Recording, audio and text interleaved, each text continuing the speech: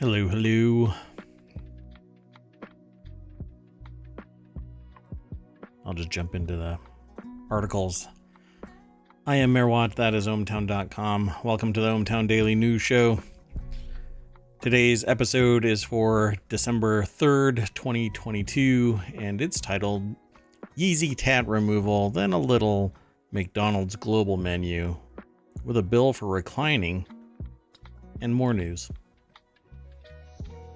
This episode is brought to you by ohmTown. If you were there, you'd be home. Go over to ohmTown.com, sign up, become a citizen. It's real easy. Just a couple of clicks. Blood sample. Send in your blood sample and we'll do a genetic profile of you. Then we can start selling you all kinds of stuff. And when it's time for you to get a new kidney or a new limb or something like that, we can clone you. It's part of the services over at ohmTown.com. Most of what I just said to you in that last 30 seconds is a complete lie. Let's get into today's news. Hello, Z. How are you?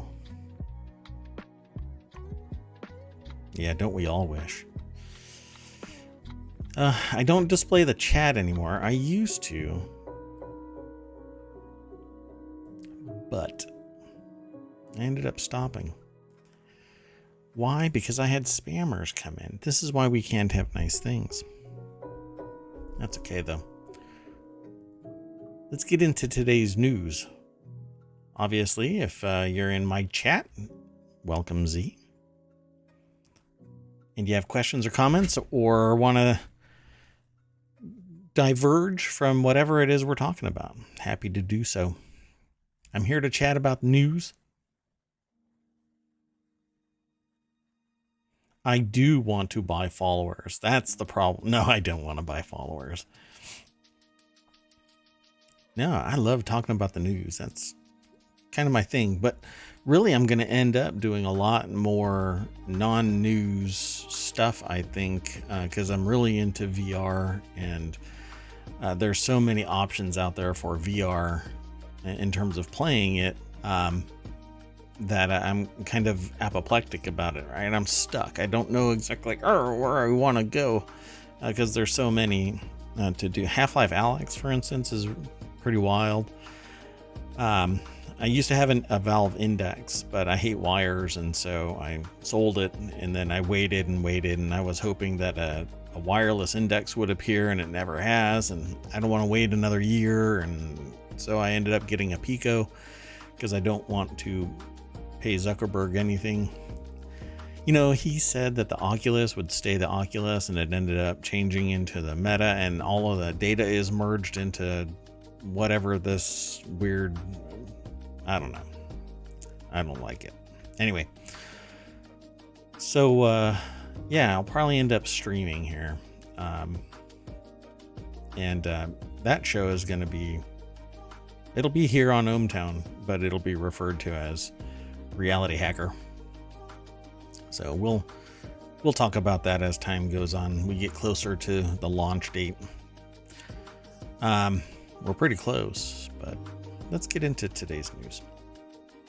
Beijing, Shenzhen scrap COVID-19 tests for public transport. If you haven't heard, there's been a lot of social uprising, I would say, to some degree. And a lot of it, it's very difficult for news to get out of China. But Chinese authorities have announced a further easing of COVID-19 curbs, with major cities such as Shenzhen and Beijing no longer requiring negative tests to take public transport. This is because there was a zero tolerance policy that was put into place in China to stop the spread of COVID. I think that, you know, where appropriate and when appropriate, I think that everybody should be embracing vaccines. That's just my take on it, and I know that a lot of people have differing opinions about it, but it is demonstrably proven that vaccines work. In fact, I just did an article, I read an article in phys.org, I think it was, that mentioned that even viruses themselves do a form of vaccination by taking a sample of the genetic material. They do a thing called using CRISPR, a form of CRISPR, to take a sample and embed it in itself so that it is capable of surviving an attack of something else, virus or bacterial. It was pretty fascinating to read about it. So, I mean, this is part of nature, and we've learned quite a bit about how to protect ourselves using vaccines. This article is over at ABC News by the Associated Press. There is no author listed, but the point of the whole article is that there has been, it says here, a slight relaxation of testing requirements comes even as daily virus infections reach near record highs. You see, almost a year and a half ago, they were saying that there is no more COVID in China. There's not a big deal. It's under control, blah, blah, blah. But I was always saying that that's complete BS. There's just no way. And then to say, well, there's still supply chain issues, yet not report out that there is horrible COVID issues. Really, I think the public kind of was confused by it. Well, how can there not be any COVID things, but there are COVID increasing COVID rates, but there is still supply chain issues? And it's because it's a black box. You know, the only thing that exits China is stuff that we buy here and around the world, because everybody uses them as a manufacturing kind of industrial quarter. Chinese government, yeah, it's pretty bad. And the Chinese government wants to isolate the people to avoid cultural contamination. Cultural contamination is basically saying keep them out from wanting anything close to something that has always been forced upon them in a certain way. Because, as I say to other people, you know, the moment that you get a fast car, you want to drive fast. The moment that you have high-speed internet, you want high-speed internet. The moment you get a pencil sharpener that's electric is the moment that you always want to use a pencil sharpener that's electric. But you don't know what you don't know. And a lot of this whole show is all about talking about that kind of stuff.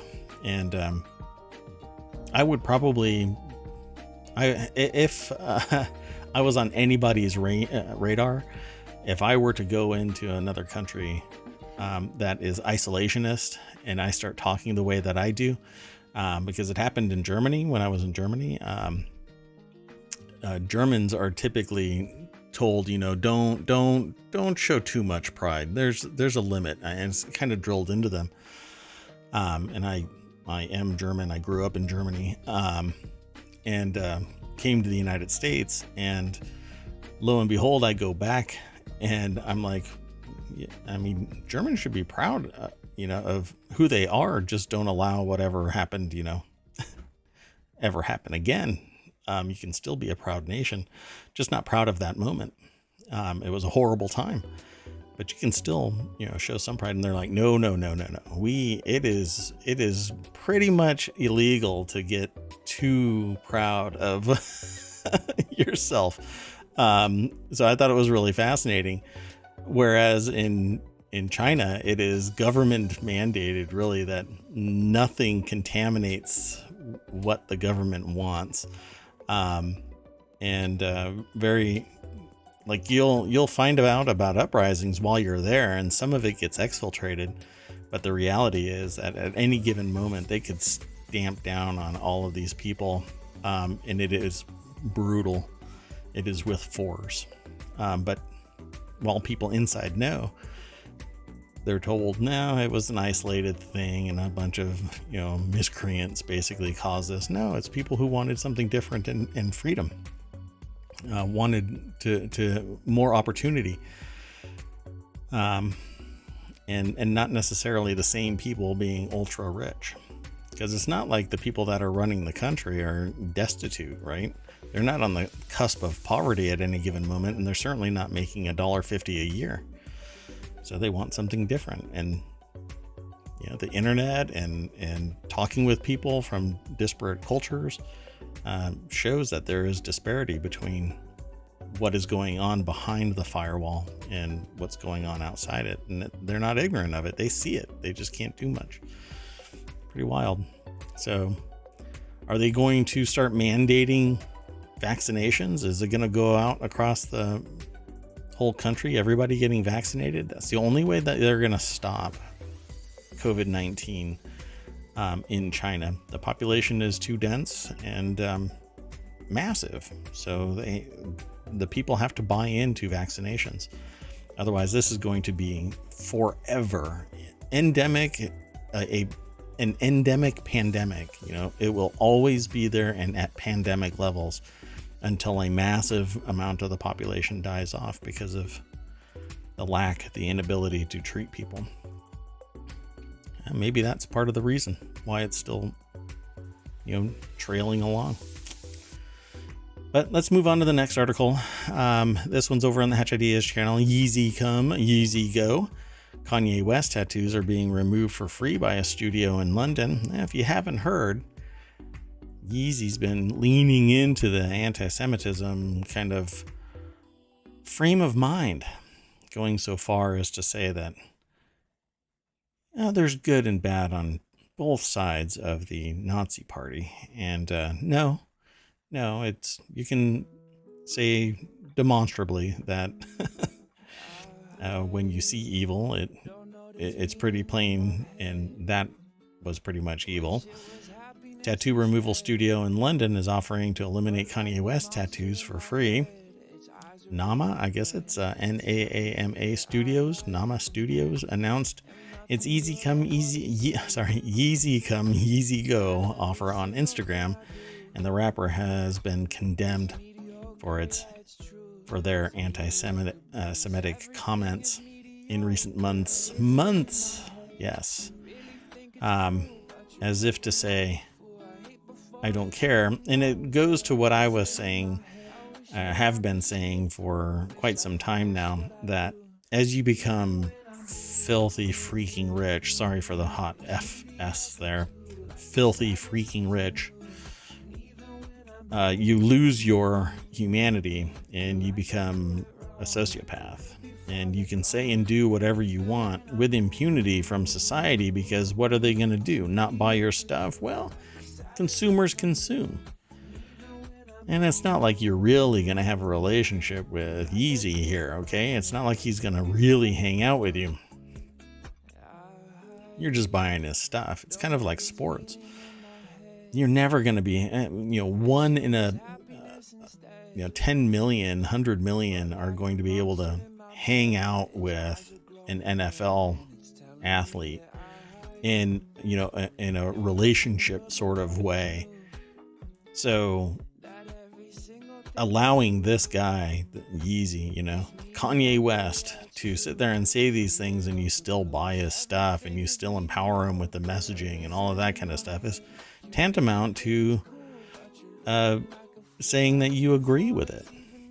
And I think it's wrong. And I think everybody should just basically write off Kanye West. It's a horrible statement for somebody that people look up to be hearing from their hero. But I think that it's really built around the fact that they deem themselves to be untouchable from society's response. And the government is not allowed to censor you. That's the First Amendment. You're allowed to say whatever you want about the government. Society, on the other hand, has the ability, and this is in the United States. In other countries, it's different. There's different rules, regulations, policy, procedure. I could totally understand the difference between United States and other countries. But you can just look at it at face value. Hear what he said. See what he does. And if you agree with it, you're on the wrong side of history. So the rapper has been condemned for anti-Semitic comments in recent months, and he just doesn't stop. Again, it's because sociopathy. But a lot of people say that he's off of his meds too. So, maybe there is a mental health issue that needs to be addressed. The procedure would normally cost about $2,400. Z said another country can have him. I don't know if they want him. So we understand that tattoos can be triggering for some people, and not everyone can afford to remove their tattoos. When you have a tattoo inspired by someone you admire and they start making headlines for all the wrong reasons, it's not easy. It's not exactly something you want to wear on your sleeve. Correct. Well, good on them. And the last bastion, if you hadn't heard, the last bastion of free speech, that is Twitter, correct? Something like that? Yeah, banned Kanye West on Friday because he apparently tweeted an image of swastika, which, when Elon Musk says, "Oh, you've gone too far, one dumpster fire calling another dumpster fire just too bright of a shining dumpster fire," you've got a real problem here. And it was basically a trifecta of goofiness, because he showed up on Alex Jones' InfoWars podcast. And even, how is Alex Jones still a functional unit of society? I'm just shocked. The internet allowed so many people that were under a rock to congeal around so much negative BS that I'm astonished. I'm astonished that it happened. And it seemingly hit critical mass a decade ago.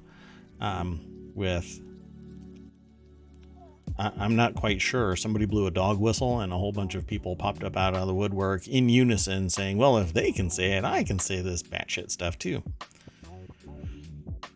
Yeah, Z says some people should not be allowed to have a microphone. Yes, an adult should always be present to come and take that. What is that microphone? The one that you could just talk into and it doesn't actually broadcast anywhere. It just amplifies your voice a little bit, but it's a kid's toy. Like Mr. Microphone, I think it's called. Yeah, just take the batteries out of the Mr. Microphone. It was gold and stuff, I think. Let's go on to the next article.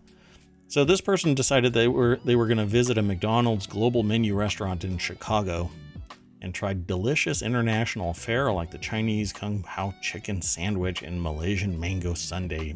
My God. I don't go to fast food really that much, but I would love a Kung Pao chicken sandwich. Yeah, really depends on the flavor, and if they can swing that bat and land on authentic tasting Chinese Kung Pao chicken, I'm all over it. So I might have to, the drive is going to kill me, but I will drive to Chicago to get this. I visited, so this is the author speaking, not me. I visited a McDonald's Global Menu restaurant in Chicago located on the lower level of the corporate headquarters. The restaurant was opened in 2018 and offers a rotating menu of global items from McDonald's locations worldwide. So I won't be able to actually know what's there until the day I actually leave, and maybe I'll make it in time. I'm not sure. It's quite a drive. Their favorites were the Chinese Kung Pao chicken, crispy chicken sandwich. That didn't say crispy in the title. I feel bamboozled. It's actually better than what's in the title. And Spanish chocolate hazelnut McPops. My God. Okay, I'll see you later, folks. I gotta go. Wow. Okay, this is getting better all the time. I'm just gonna keep reading. Okay. McDonald's first opened its hugely popular Global Menu restaurant in 2018. Okay, so let's go over. This is an article that's from Business Insider. Did I say what the last person, Sam Tabaharidi is the one that did the Kanye West tattoo article over at Business Insider. They're very prolific on that Friday, Saturday transition period of news. They kind of hit the ground running on Fridays. And that's why I've got quite a few articles from them. But let's go back to the McDonald's menu. That article is over at businessinsider.com by Bethany Byron. I'm not sure what that is. here in the picture, that might be the Chinese Kung Pao chicken sandwich, but it doesn't look like it at first blush. But whatever it is, I'll take a bite out of that. So let's see if there's something else in here. So again, it's Chicago's West Loop neighborhood at the lower level of the company's global headquarters in Chicago. And apparently they have TikTok videos in this article. The person relocated from Brooklyn to Chicago earlier in the year. If I was that close, I would have done that too. They saw the restaurant is positioned next to Hamburger University, a training center for high-performing managers, middle managers, and owner-operators. Huh, that's fascinating. I gotta stop this video. I get distracted by pretty much movement. I'm like a cat. The laser pops up somewhere on the wall. It's either somebody taking a shot at me or somebody trying to play with me, because I'm like a cat. Anyway, I've probably said too much. Entering, they could already tell that it was no ordinary McDonald's restaurant. It looks like it was red tinted glass. Space is sprawling, 6,000 square feet, modern, chic design.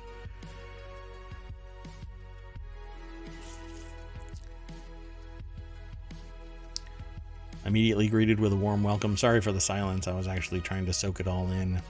You get that chic design going, and it's modernized. See, this is what I like. You know, I like airy, open tables, not sitting there jam-packed. There's a restaurant that I go to where I swear to gosh, you have to go sideways down it to get on either side. And yesterday I was doing a presentation. No, it was this morning. I was doing a presentation. And there was 1.5 feet between the wall that I was standing in front of and the table where I was doing the presentation from. Come on, people, open it up, give some room, breathe a little. Anyway, that modern design is what I dig. Wide open spaces, able to breathe, communicate with somebody else on the other side of the table without feeling like the person next to you, who's a complete stranger, can just saddle up and give their opinion about what you're having a conversation about. Yeah, I can appreciate that, but people want to make money, so they jam a bunch of people in there. Immediately greeted with warm and welcome from a crew of friendly, sharply dressed staff members. They're corporate. I don't know why they're wearing ties, though. I think that's dangerous. They directed them to the menu, which denotes global offerings with an image of the flag the item hails from. Well, here in the States, who knows if anybody understands what that means. Not to slam all Americans, but you tell somebody, show me where Ukraine is, and even though there is a known conflict going on, they will not be able to tell you. Just point anywhere in that region over there. Display case of pastries that immediately piqued their interest, featuring classic apple pie. Those look a whole lot better than what the actual product from the stores looks like, but maybe that's just me. I see the apple pie down below, but these ones up on top, no, they're never around here. So there's a bunch of this stuff. You can go over to this article and follow the link, and the way that it works is if you type in !showbot, you'll get a link, and that link, ohmTown.showbot.tv, contains all of the URLs, but you can actually vote for your favorite articles. I'll keep those articles, that genre of article, in mind when I go looking through the news for interesting articles. While I may not take exactly what you are looking for, it will influence what I look for in terms of the topics. Although, let me just say, I'm interested in everything that my aggregator is grabbing. It's just a spectrum, a gamut. And some of that will show up and some of it won't. But let me know what you are interested in. And that's one of these articles, right? So it's so big that I could probably spend 30 minutes going through it and talking about it and giving my perspective and talking with you about the various items that are discovered as I read through this, like Benedict Bagel from New Zealand or mini apple fritters from Canada. Okay, so I do one meal a day. And this is making me so hungry, and I've already eaten. So I can't go and eat again without completely blowing my diet. But I am now hungry. So I have to move on. Otherwise, I will eat this monitor and maybe the microphone. The microphone is crooked. Anyway. So their food arrived in about 5 minutes. Big tray, ready for them to dive in. That looks really good. You know, for fast food, that actually looks pretty good. You can only get better by making it at home. But some of us just don't have time for that, you know? We just don't have time for that. We're working all over the place, have a whole bunch of bosses. I have about 2,000 bosses.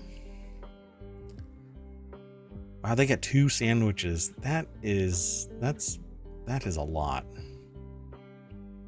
Okay, so that's what it was. It was the Kung Pao double crispy chicken sandwich. $5.99 from China? $5.99? The hell it is, $5.99. All right.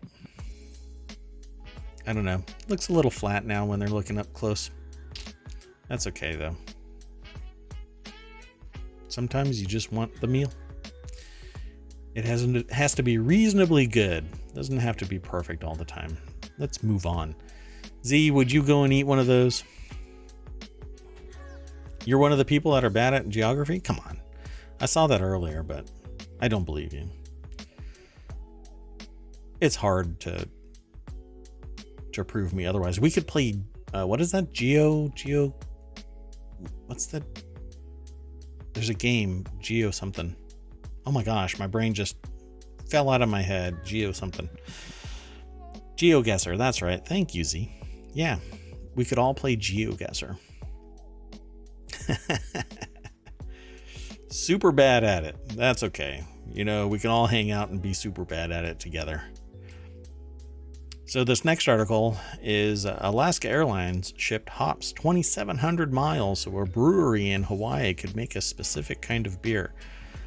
I thought this was really cool. Alaska Airlines delivered 1,200 pounds of Pacific Northwest hops to Maui and Anchorage breweries.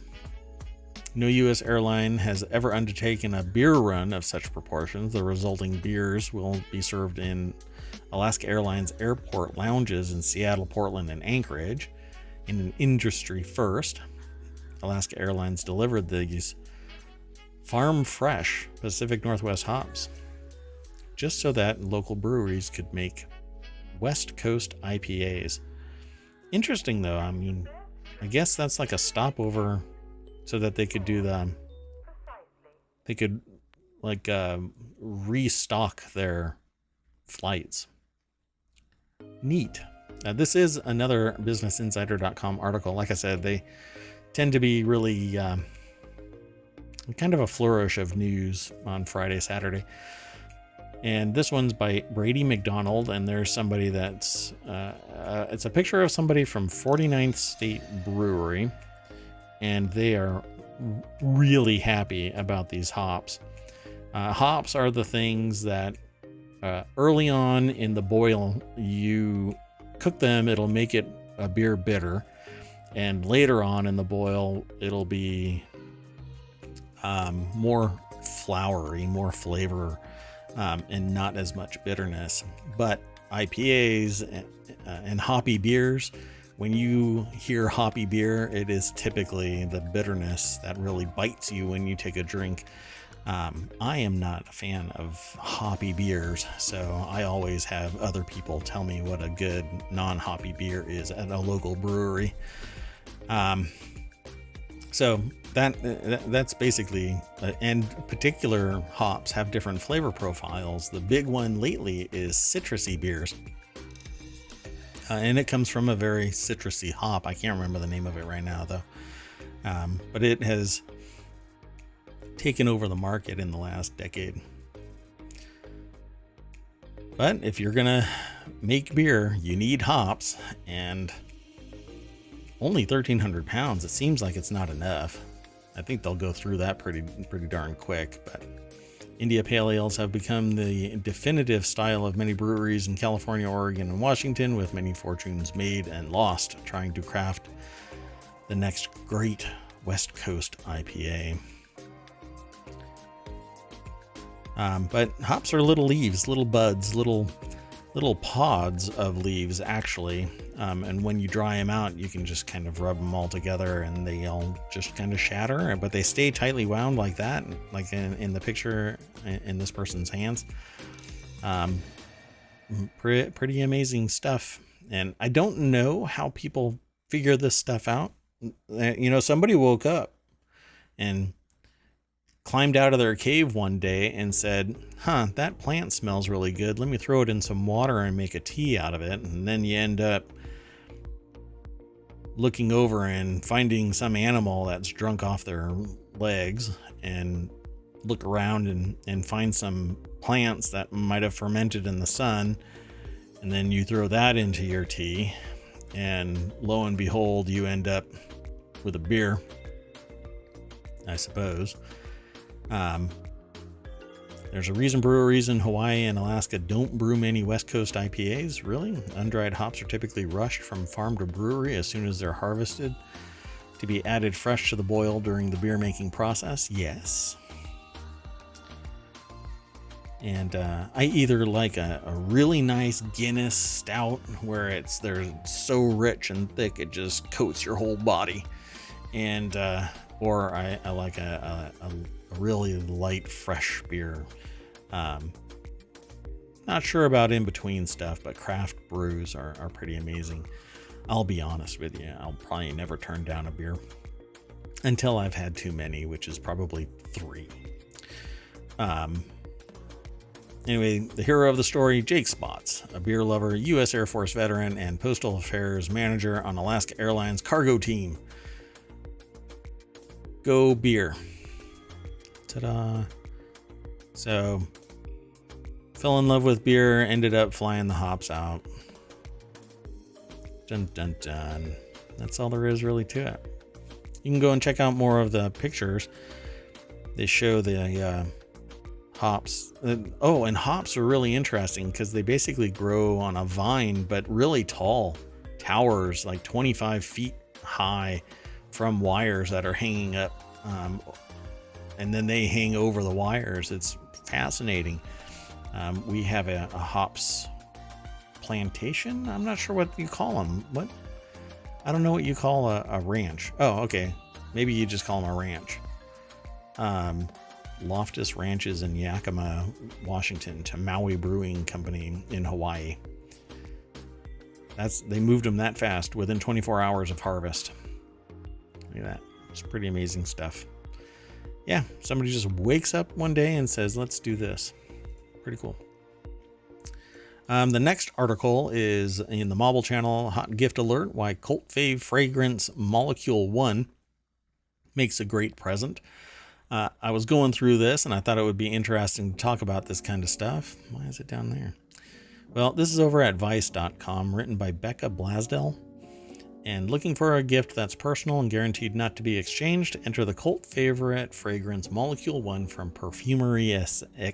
So it says eccentric, and it's not spelled eccentric. So ESCENTRIC, eccentric, like escape, eccentric molecules. I'm belaboring this point for some reason, mainly for the podcast. Because if you're watching this over on YouTube or here as a VOD or sitting in my chat looking at this video, you see how it's pronounced, or how it's spelled. But that's what it looks like. And so I actually went and looked. So Z says that they found a company the other day that makes custom perfumes based on a quiz that you take. Kind of neat. Do you know what the name of that is? Because I would love to know. I want to create a custom scent that this might actually be. So this person writes that their first experience with quote unquote gatekeeping, which is stopping somebody because they don't meet a certain metric of their possibly arbitrary and capricious denotation. But gatekeeping happened when they were in their back in the mid 2000s, so 20 years ago or so. Technically, this would be the early 2000s. Never mind. Get sidetracked. Noteworthy, huh? Okay. That's what it's called. So back in the mid 2000s, with a very cool rich girl friend, or in retrospect, frenemy, refused to tell them what their signature scent was. It was alluring, mysterious, and honestly, it's probably what Rihanna smells like. That's what the article says. But they eventually found out that it was from Fred Siegel, because of course it was, and I'm not really sure who Fred Siegel is, but I may have heard the name and known about it, and then it slipped out because there's only a finite number of shelves that books can rest on in my head. Anyway, it turned out that the scent was eccentric molecules, molecule 1. But if it's the first time you're hearing about it, don't be embarrassed. It is the first time I'm hearing about it, at least as far as I know. It's a niche fragrance with the first serious word-of-mouth cult following, although I don't know. There have been others that are... Oh, so I did a little research, and this thing is unisex. It is... what does it smell like? Doggone it. I actually pulled up the site. You know what? I'm going to pull up the site. I'll pull it up right here. Ba-dunk. So it's 80 pounds for a 100 milliliter bottle. And it's cedarwood. That's the hyper modern cedarwood note, but it doesn't go into much other detail. And what's interesting is in the article, they basically say that it customizes itself to your biology, and something that I've known from working with other people in business making like a perfumery. It always reacts with your biology. Whatever your natural scent is, the chemistry from whatever scent you spray on you, it is so light that it entangles itself in your natural biology. And so your smell is you. And with this spray added, all it does is either, I don't know, it either gets softened or it gets amplified, whatever it is, along with your body, whatever your particular smell is, your scent. It sounds kind of gross, but we all have a scent. Yeah, I don't know how to describe that any other way. I had somebody walk by me that smelled like peppermint, and I immediately named them Peppermint, and I never saw that person again. Kind of fascinating there too. A little aside, but anyway. And I don't know how they pulled it off, because I've never smelled anybody that smells like peppermint. At any rate, when perfumer Giza Schoen, the scent's creator, first smelled the ISO-E super aroma molecule, everything clicked. And they realized this was the singular molecule, was the thread that wove together all of his favorite fragrances. It's actually a molecule that isn't found in nature.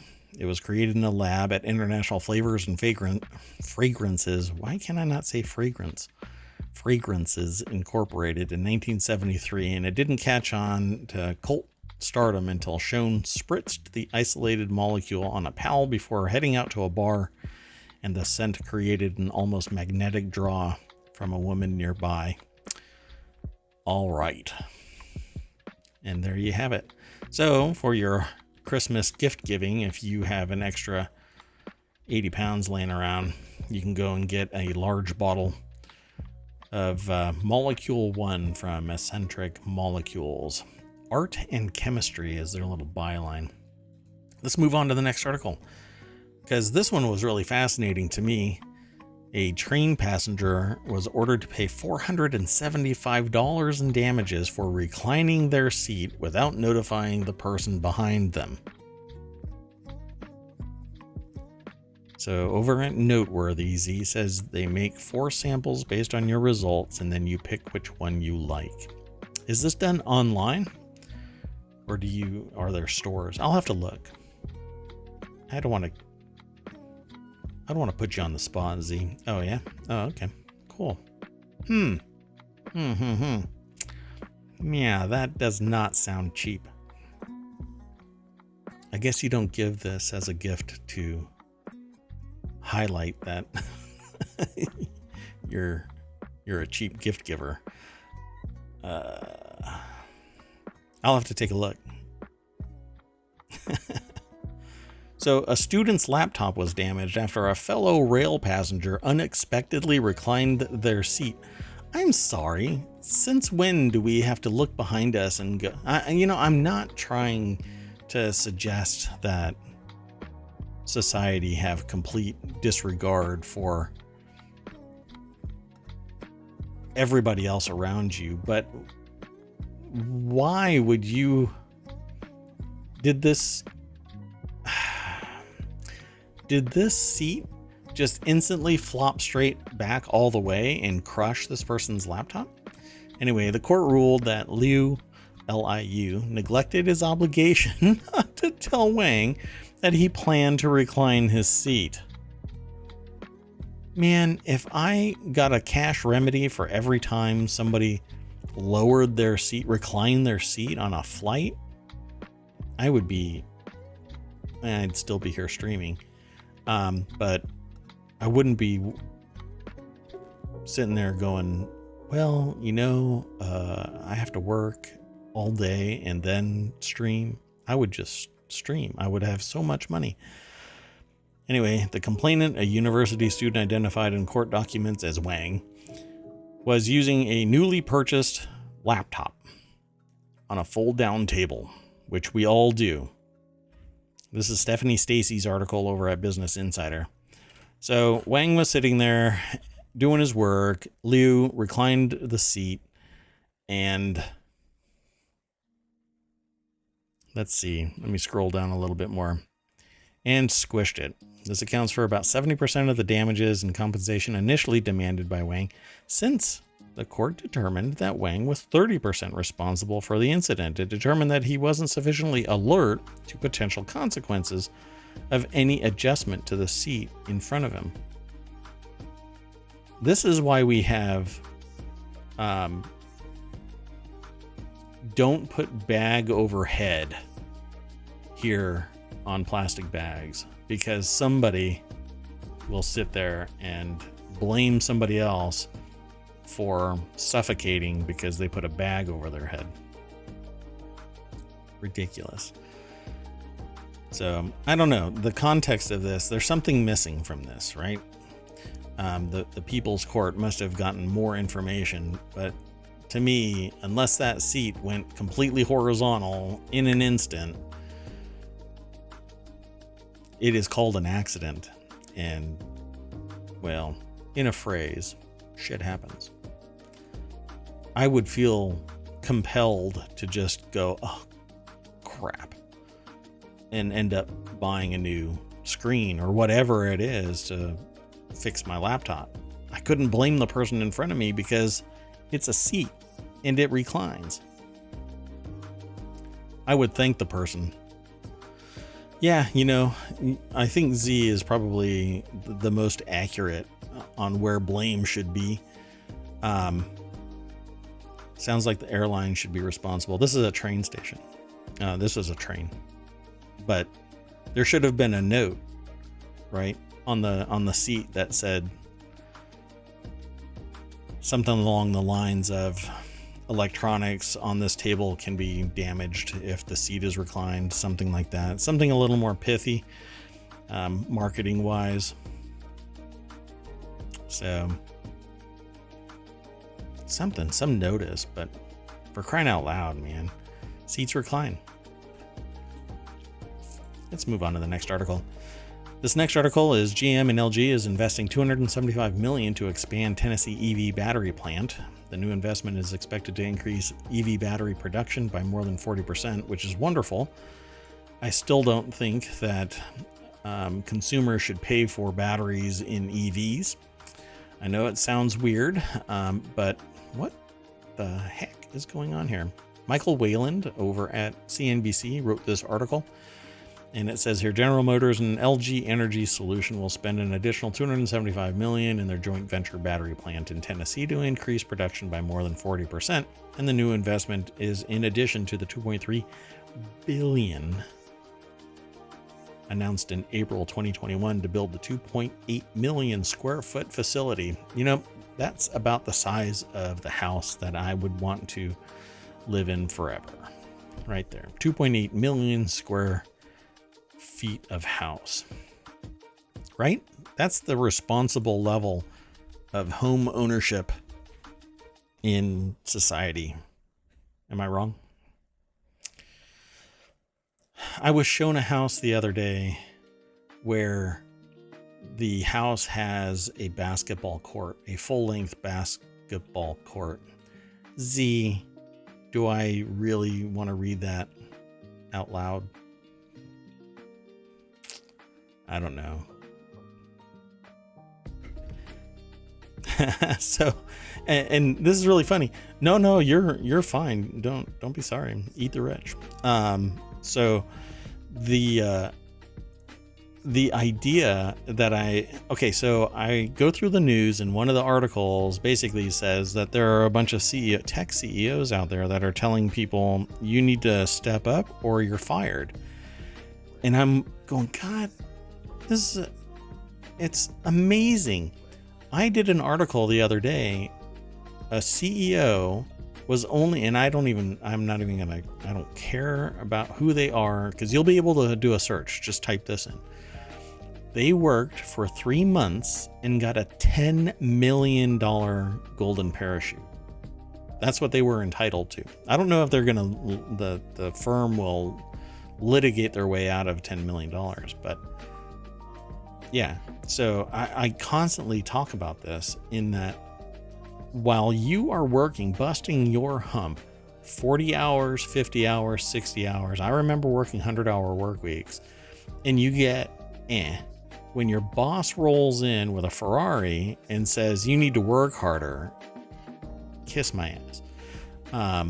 Well, this is General Motors and LG is spending $3 billion to build $2.5 billion to build a 2.8 million square foot EV battery production facility. Yet when you go and you buy a car, you're going to end up having to replace that battery within 10 years, depending on how you drive it. And it's going to cost anywhere from $12,000 to $25,000 to replace it, depending on the cost of the electronics that are necessary to put a new battery in your car, if it even persists in production.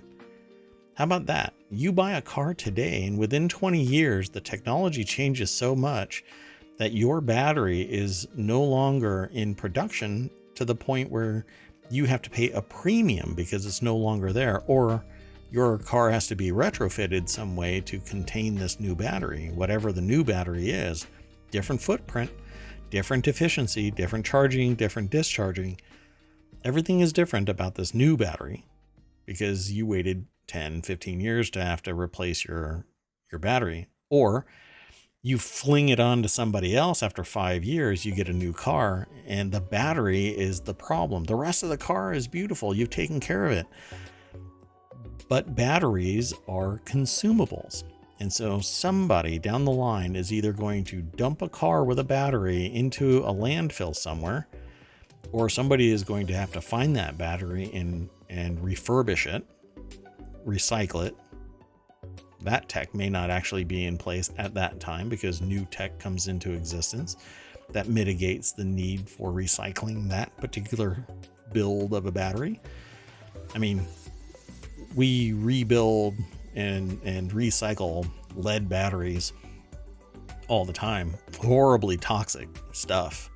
But we still do that because we need it for internal combustion engines. But these are not lead batteries. And they're outrageously expensive.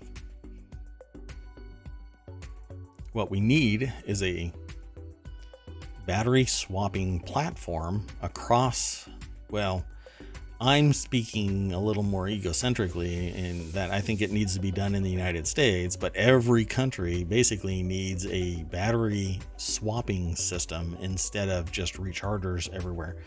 Charging systems all over the place is nothing more than you pulling in and having to sit for 30 minutes to 2 hours, depending on how much of a charge you need. And it's just ridiculous that we have to spend that amount of time when the industry should, and the consumer space should demand that we don't buy the batteries, we lease them like we do with gas. We basically consume $5, $10, $20 here in the States of gas to fill up a tank. Nowadays, it's more like 30 for your average refill. And then you're out in 5 minutes. But that's not how charging an EV is. And that's why I say that they're not ready for prime time. And all this does is exacerbate the problem because they're going to want to recover their $2.5 billion as fast as humanly possible, which means that they're going to drive the price. Sorry, that wasn't intentionally punny. They're going to drive the price up to, and this one is intentional, electrifying levels of cost. You think an EV is expensive now? Wait until demand is there, where people are buying them like in copious amounts, yet the batteries aren't there, the charging systems aren't there. Yeah, we're looking at $70,000 EVs. But this is fine. As long as we get the ball rolling, maybe we can retrofit, we can change the way that the sleds are built so that you can swap out the battery and not have to worry about it being embedded as part of the vehicle. But then you know that there's some numbnuts out there that's going to go around sawing off batteries like they do catalytic converters because, yeah, criminal. Anyway, the next article is Tesla finally delivers its first electric semi to Pepsi after years of delay, and did it with a whole bunch of hype. And I don't know how many people tuned in to the YouTube channel of it being delivered, but yesterday Elon Musk first appeared at his Tesla unveiling since he took the helm of Twitter. I don't really care about that. At a Tesla plant in Nevada, the billionaire announced that after 5 long years, Tesla's first heavy-duty semi had been delivered to PepsiCo, and the semi Tesla announced would go into production in 2023 and feature an updated version of Tesla's supercharger, which uses liquid cooling technology in its charging cable and is capable of charging the electric vehicle at 1 megawatt. Wow. So liquid cooling in cables isn't that unheard of. A lot of people actually do this with welding to keep the cable, their equipment cool. They actually run water cooling through the cable for their welding equipment. So let's just take a look at this vehicle, and that's what it looks like right there. Wow, that is amazing, right? Now, actually, it seems to look different than when I remember the Tesla semi, but maybe that's just me. I'll have to look back at the history of that picture. Ashley Bellinger over at Ars Technica is the person that wrote the article, and it says most recently Tesla promised to produce 50,000 semis in 2024. Highly doubt that. Not without a whole bunch of people getting hired and 2 years later fired. Yesterday, Elon Musk appeared at his first Tesla unveiling. What do you think about this? 500-mile. Okay, so in test runs, Tesla completed a 500-mile haul of 81,000 pounds, a total that includes the truck's weight and cargo, but that didn't impress everyone gathered. Oliver Dixon, a senior analyst at the consultancy firm Guidehouse, told Reuters, "The truck is not very impressive and still could not be considered a definitive proof of concept without key details that Tesla failed to share during the event." Yeah, for me, my problem with this is that it would be a one-way trip. So there isn't enough battery in this thing to get it to and from its destination on a single charge, unless it's doing a short haul.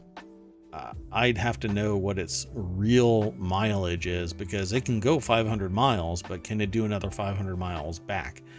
Or does it have to deadhead just to get to its destination? Otherwise, it will drain its battery, because the Rivian, for instance, that truck, its battery just plummets when it's pulling any cargo. I've watched other people with that truck hauling like a boat or equipment, and it makes the battery just plummet. So I don't know what this truck is truly capable of without doing some more due diligence. But I suspect that it will spend copious amounts of time just charging, just sitting there. And every minute that a truck is dead, just sitting on the side of the road waiting for fuel, and by that I mean it's sitting on the side of the road charging for 2 hours, is time wasted and cost goes through the roof. And if you move away from diesel, which is really expensive, at least with diesel, this truck is still hauling butt down the road. Not so. When the battery goes dead, all productivity stops with an EV truck. So I'll do some due diligence and we can come back and talk about this. We'll see if I can do it tonight, tomorrow.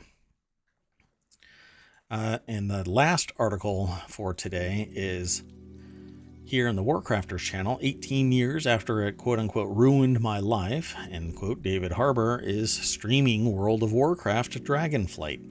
Stranger Things star David Harbour revealed in June that World of Warcraft ruined his life literally. In 2005, they played the shit out of this game. He said during a Stranger Things panel on Netflix, "It ruined my life for like a year. I mean, I was like out of my mind. I was wildly addicted to this video game." Just a little bit of parody here. I too used to play World of Warcraft like it was a drug, like it was saving my life, but in the process it was basically just consuming so much of my life. And I ended up going to business school right about the same time this guy did his thing. No, mine was much later. Sorry, he said 2005. I'm telling you, I spent so much time. I have bought every single expansion. I've played it for its entry-level stuff, but I hate getting into the grind of endgame because I just don't like repeating myself over and over and over again. So I really like doing all of the quests everywhere I possibly can. Doesn't matter what level I am. I just activate a gray and I'll go and do the quest, no matter if it's, picking up carrots somewhere or if it's, killing a pig somewhere. It doesn't matter what it is. I'm into it for the quests and the storyline, but not this end game grind. And the last two releases were nothing but end game grind. That you hurry up to get past the beginning stuff and then you grind. Just never really liked it. Well, David Harbour eventually kicked the habit and then went on to build a career as a respected and even beloved character actor, and now crawling back, and that's me as well. I purchased Dragonflight, and yet I haven't played it since it actually dropped, so I'm feeling kind of, I don't know, like I shouldn't have purchased this. There's buyer's remorse, I guess you could call it. I shouldn't have purchased World of Warcraft because I'm paying for a subscription and I paid for the expansion and I really just need to play it. Maybe I can stream that too. Start a whole new character. But I really want to start a whole new character from scratch. And I don't think that Dragonflight starts from scratch. I think you start out at 50 or something like that. Now I don't remember even the early launch that I took part in.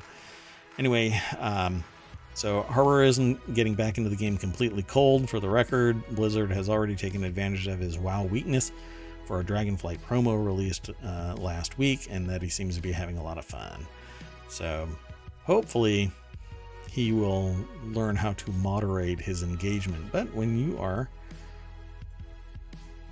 pretty darn rich, you can do whatever the hell you want to. This is an article over at PCGamer.com by Andy Chalk.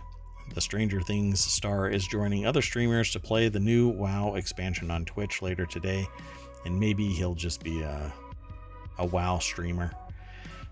Dug him in Stranger Things.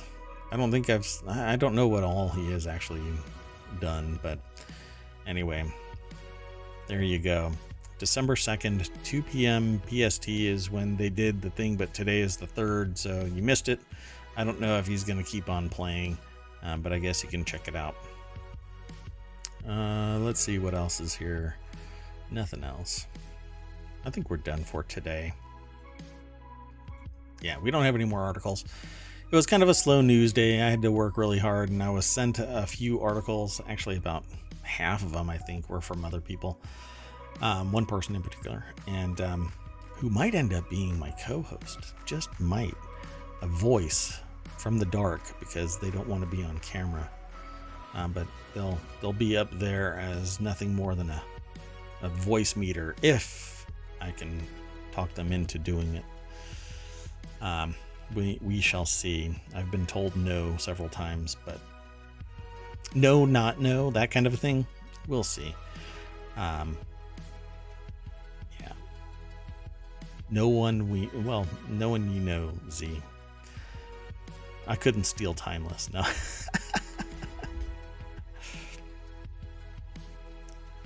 I mentioned Dunk and Timey a lot. Probably more than they mentioned me in their streams, but they are awesome together. For those in the podcast, for those who haven't been here before, Dunkstar, DUNCSTAR, and Timeless _EXE are basically compatriots that stream together. And when one isn't streaming, the other one is. And their chemistry is spectacular. For not being in the room together, they riff off of each other so well that it seems like they are in real time together in the same room, same energy, that kind of thing. I mean, it's just really amazing when they start doing their streams, but they don't do their stream until like 11:30 at night. So for me here on the East Coast of the US, I'm trending towards unconsciousness, right around the 2:30 mark, but they're still going strong when I get up at 5 or 6 the next day. So always good to and I'll say this on stream, to sleep with Dunk and Timeless playing in my ears. I put playing in my ears at the end of that just in case anybody really listens to what I just said. Anyway, that is the ohmTown Daily News Show for December 3rd, 2022. We're heading towards the end of the year. 1 full year is right around the bend of me doing a daily show at 6 o'clock. It used to be later in at night, but it just didn't work really well with scheduling, and so I moved it to 6 o'clock. As time goes on, the gap between 6 o'clock and probably 11:30, 12 is going to fill up with shows, and I'm going to be launching another 5 here at the beginning of the year. We will test it out really quick. Reality Hacker, which is a VR show, is going to be on January 1st, right after this show. Then we'll just roll straight over into the VR Reality Hacker show, which will be odds on a gaming show that will last as long as I want it to, each night, like a particular night.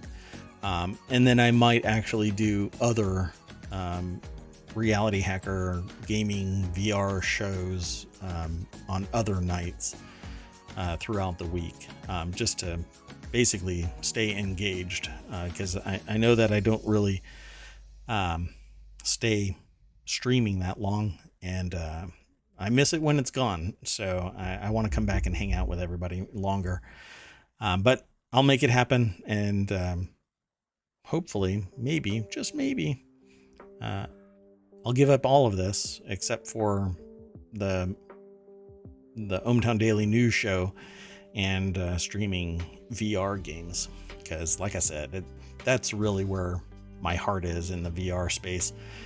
I used to do fundamental research in VR for pain management and phobia treatment, and learning education, and it's always haunted me that I walked away from it.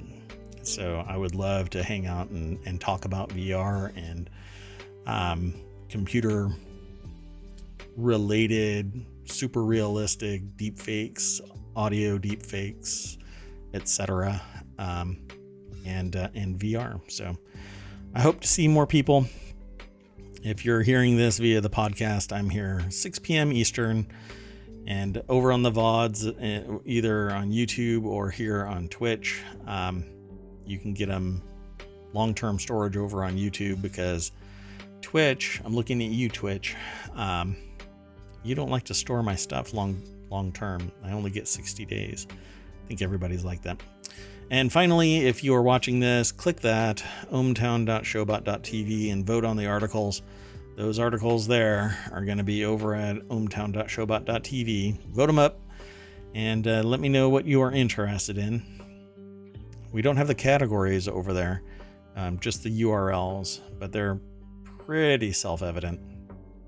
You know, like the URL is going to say Fortnite's latest live event was its strangest yet, and that would be the URL, to some degree, over on ohmtown.showbot.tv. Okay, that's enough of me rambling.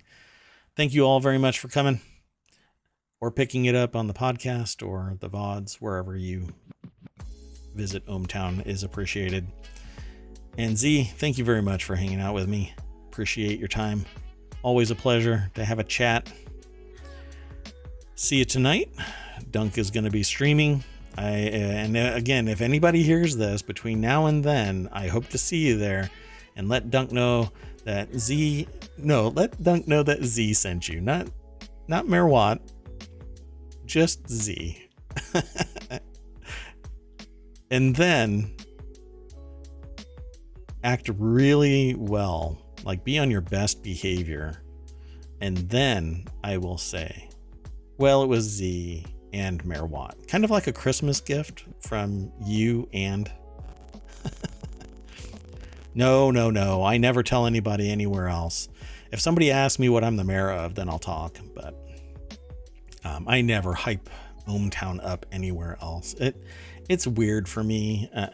I'm a really bad salesperson, but word of mouth drives traffic to me as a consultant. Yeah, I won't go into other people's channels and say, hey, come visit ohmTown. Somebody else can do that. But you're awesome, Z. Thank you so much for hanging out with me. I'll see you tonight. We'll go and have a good time over at Dunk's house. And everybody is welcome to go over there, of course. Cheerio. Ciao. Adios. Auf Wiedersehen. Sayonara. I'm out. Bye.